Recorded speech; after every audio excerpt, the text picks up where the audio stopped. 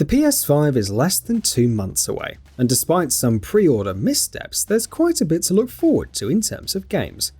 Today, we'll be looking at 16 major role-playing titles that'll be coming to the console, both at launch and a ways down the line. So without further ado, let's get into it. Horizon Forbidden West. Horizon Zero Dawn has already showcased some solid action RPG combat, along with a variety of armor, mods, and weapons to customize one's playstyle. While Guerrilla Games has yet to outline the new weapons and gear that can be expected in Horizon Forbidden West, we're already anticipating all the new skills that Aloy will doubtless have. Will there be new damage types, new ways to fight the machines? We'll find out in the coming year. Cyberpunk 2077. Years in development and delayed multiple times, Cyberpunk 2077 is CD Projekt Red's most ambitious project yet. Players will have a deep character creation system, the ability to specialize in hacking, stealth or straight-up combat, various perks, numerous weapons to choose from, and much more. Along with branching stories and choice-based gameplay, players will have 3 different life paths from the outset: Corpo, Nomad, and Street Kid, that will dramatically alter the experience. Cyberpunk 2077 is slated to release on November the 19th for Xbox One, PS4 and PC, with support for PS5 and Xbox Series X and S at launch. Demon's Souls. Bluepoint Games' take on From Software's classic was hyped as something special, and it didn't disappoint. In terms of visuals and sound design, the Demon's Souls remake boasts a painstaking amount of detail and flourish. Old bosses and foes have been wonderfully reimagined, and the Kingdom of Boletaria is simply stunning to behold.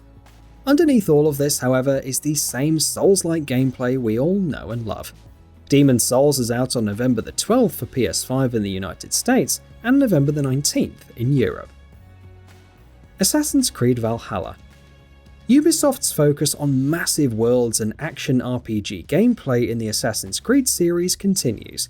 While you can expect to gather new loot across Anglo-Saxon England, Assassin's Creed Valhalla won't force you to grind out levels. Side quests are also apparently non-existent, with the player partaking in world events and activities that occur more naturally alongside the main story. Then, there's the whole exercise of settlement building and customizing your own band of raiders. Assassin's Creed Valhalla is out on November the 10th for Xbox Series X and S, PS4, Xbox One, PC and Google Stadia, while the PS5 version releases on November the 12th.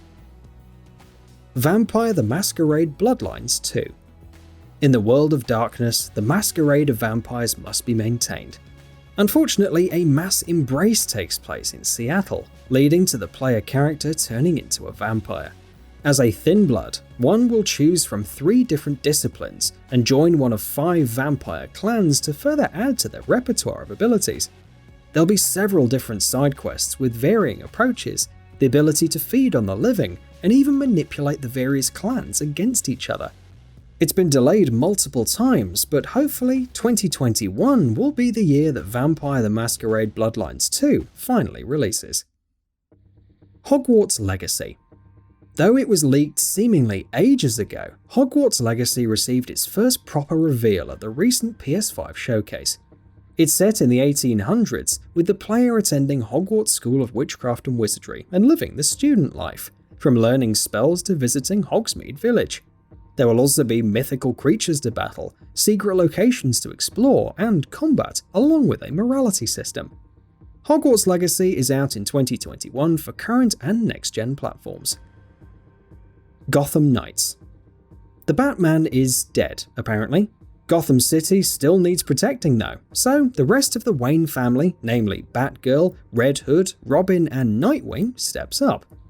At first glance, Gotham Knights may be concerning with its loot, damage numbers, leveling and so on. But despite appearances, it's not going for a games-as-a-service approach, with co-op for up to 2 players only, character-specific storylines, and a lack of level gating. It's out next year for current and next-gen platforms, so time will tell if our fears are unfounded. The Witcher 3 Wild Hunt Complete Edition. The Witcher 3 Wild Hunt is a pretty great game, if you haven't heard, and with its free next-gen upgrade, it will look even better for console players. CD Projekt Red is leveraging the PS5 and Xbox Series X to implement ray tracing and speedier load times, along with other visual improvements. If that weren't enough, the Complete Edition includes all of the free updates along with the Heart of Stone and Blood and Wine expansions. If you've never played it and want a great open-world action RPG out of the next-gen gate, then it's worth looking into. Dragon Age 4. BioWare hasn't said much of anything about the next Dragon Age. Following Anthem's release, reports revealed that Dragon Age 4 had been rebooted to implement live service elements. How that will tie into the overall single-player story remains to be seen. It's still a long ways off though, with EA projecting a release after fiscal year 2022, which is April 2022 onwards, so we'll have to wait for more details. But it's still BioWare and Dragon Age, so there might be a shred of hope. Outriders. People Can Fly's third-person looter shooter takes place on Enoch, with humans gaining strange powers thanks to the Anomaly. The player is set on investigating a strange signal, cutting through hostile wildlife and factions to find out what it's all about. Though cover-based gameplay and weapon modification is important, Outriders also emphasizes abilities by way of 4 distinct classes. There are also side quests, hub areas, world tiers, and co-op for up to 3 players. It's intriguing if nothing else, and releases in Q4 2020 for current and next-gen platforms. Godfall.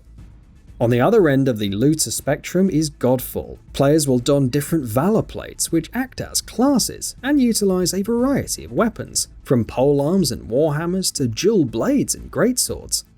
Combat is shaping up to be pretty interesting, with mechanics like Breach, Soul Shatter and Polarity, but the overall loot economy, endgame and so on have to be detailed. Godfall is currently slated to release on November the 12th for PS5 and PC. Final Fantasy XVI. Long rumoured to be a PS5 console exclusive, with reports claiming timed exclusivity, Final Fantasy XVI had quite the reveal. With hack-and-slash heavy gameplay and a more mature medieval fantasy style, it's already looking quite stunning. The next big information reveal is in 2021, so more details are still to come. The Legend of Heroes, Hajimari no Kiseki. Falcom's latest sequel in the Legend of Heroes series only recently launched in Japan for the PS4, so it may be a while before it's localized for the West. Thankfully, it will be compatible with the PS5 with a post-launch update. With 3 protagonists and dozens of other playable characters, it should serve as a strong new beginning for the franchise heading into the next generation. EIYUDEN Chronicle 100 Heroes. Konami may have forgotten about Suikoden, but its legacy lives on. Yoshitaka Murayama and Junko Kawano, who have worked on various titles in the series, founded Rabbit and Bear Studios and went on to announce EIYUDEN Chronicle 100 Heroes. It's essentially a spiritual successor to Suikoden, with over 100 heroes to recruit, 6 character battles, and 2D sprites with 3D backgrounds. The current release window is fall 2022, and despite how early it is, the game's aesthetic and combat are looking good. Scarlet Nexus. Bandai Namco's latest hack-and-slash title mixes psychic abilities with brain-punk aesthetics and bizarre creatures. As Yuito Sumeragi of the OSF, the player must protect New Himuka from the others. How do you do this though?